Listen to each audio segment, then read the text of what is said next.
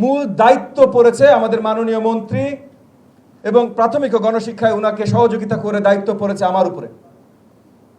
এবং আমরা এই দায়িত্ব সঠিকভাবে পালন করতে পারবো না যতক্ষণ পর্যন্ত ফিল্ড লেভেলে আমাদের যত অ্যাডমিনিস্ট্রেটর আছেন তাদের কাছ থেকে ডিরেক্টলি না জানতে পারলে তারা কি প্রতিকূলতা ফেস করছেন, কিভাবে তাদের ক্ষমতায়ন করলে তারা মাঠে আরো ভালোভাবে কার্যকরী অবদান রাখতে পারে, এই সব কিছু জানা।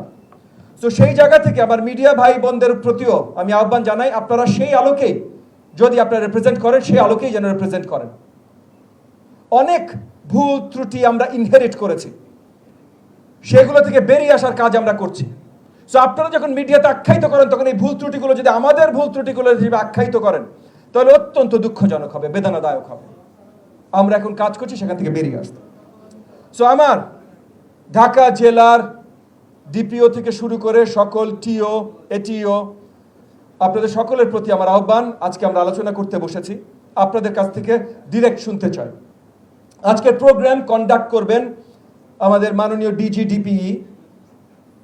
আপনাদের বক্তব্য শুনবো, মাননীয় মন্ত্রী শুনবেন, আমি শুনবো, সচিব মহোদয় শুনবেন।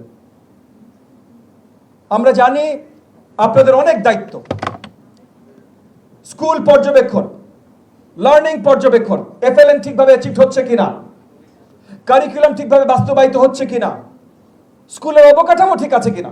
আপনাদের অনেকের থানায়, উপজেলায়, স্পেশালি ঢাকা শহর যতগুলো থানা আছে, ইতিমধ্যে ঢাকা নর্থের প্রত্যেকটা থানার সাথে আমি ইতিমধ্যে বসেছিলাম, যতগুলো থানা আছে এখানে আমাদের দৃষ্টিনন্দন প্রজেক্ট চলছে।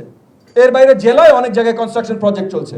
প্রতিনিয়ত আপনাদের দায়িত্ব থাকে কোনগুলো জরাজীর্ণ ভবন সেগুলো আখ্যায়িত করা, এগুলোর অনেক বড় দায়িত্ব আছে। স্কুল ভবনগুলো ঠিকভাবে কাজ করছে কিনা সেটার দায়িত্ব আছে।